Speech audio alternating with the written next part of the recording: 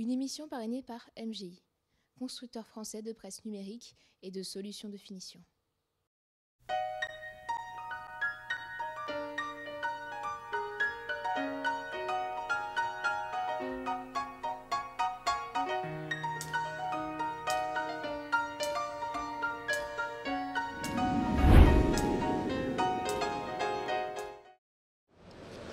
Bonjour et bienvenue dans cette nouvelle émission des interviews de l'industrie en direct du web studio de Graphiline sur le salon de l'emballage.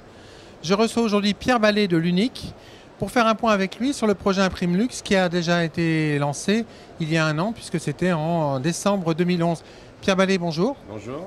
Alors il y a un an, l'Unic lançait le projet ImprimeLux. Qu'en est-il aujourd'hui ?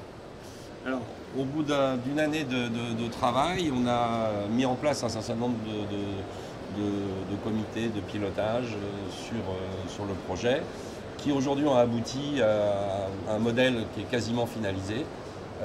En quelques mots, le modèle ImprimeLux, c'est tout d'abord un label professionnel qui sera donc donné à des industriels ou artisans de la filière graphique. Avec un objectif très simple, qui était l'objectif initial, qui était de relocaliser en France des productions donc dédiées au marché du luxe et de pouvoir aussi aider des entreprises de taille intermédiaire à exporter le savoir-faire reconnu du marché en français. Voilà. Alors c'est un projet ImprimeLux qui s'intéresse aux imprimeurs et aux façonniers, aussi bien dans l'impression commerciale ou de labeur que dans l'emballage. Oui.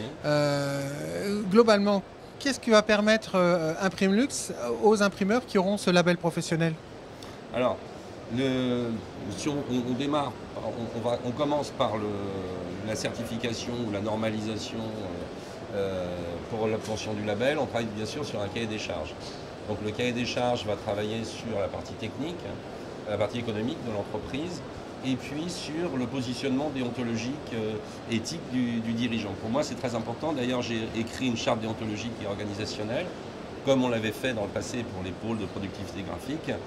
Et à partir du moment où les entreprises répondent à des critères bien précis, on leur octroie ce label. Alors quel sera l'avantage pour un donneur d'ordre de travailler avec un imprimeur ImprimeLux ? Alors, le projet est destiné bien sûr à valoriser la filière graphique au travers de ces industriels, ces artisans, mais c'est un projet, là où il a évolué depuis quelques mois, c'est un projet essentiellement tourné vers les donneurs d'ordre. À savoir qu'on est en train de finaliser la mise en place d'un site web.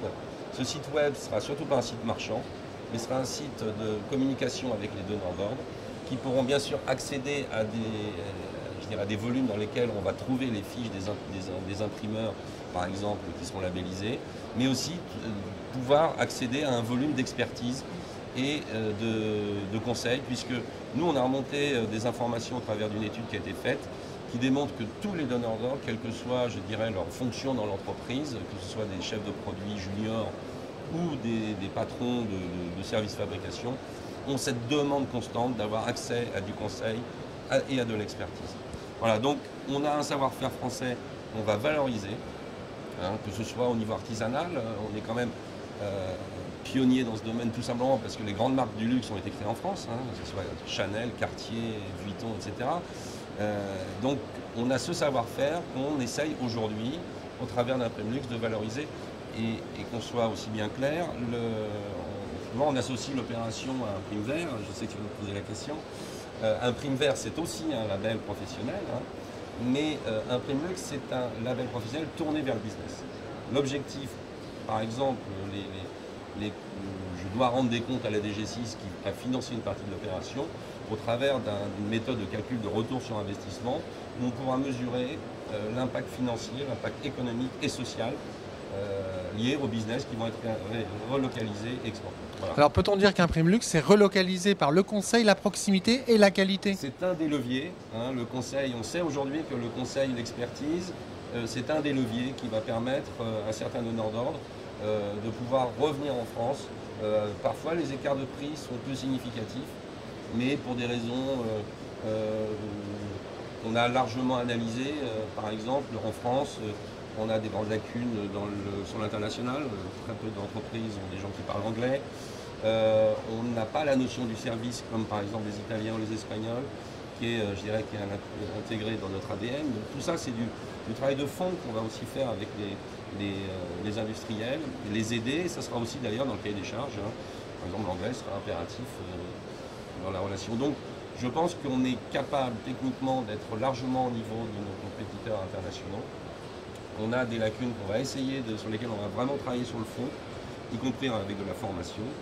Et voilà, Imprimlux aura pour objectif de fédérer toutes ces opérations. Combien d'entreprises normalement devraient être normalisées?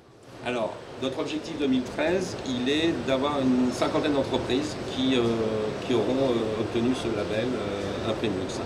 Projet assez élitiste dans la mesure où on ne veut pas vulgariser la marque, ou le label plutôt, mais rester sur un panel d'entrepreneurs de très haut niveau, déjà d'ailleurs répertoriés pour certains dans le marché du luxe par les donneurs d'ordre eux-mêmes. Donc un très beau projet Imprimlux. Merci Pierre Ballet. Merci. À très bientôt. Je vous propose de nous retrouver dans une prochaine émission des interviews de l'industrie.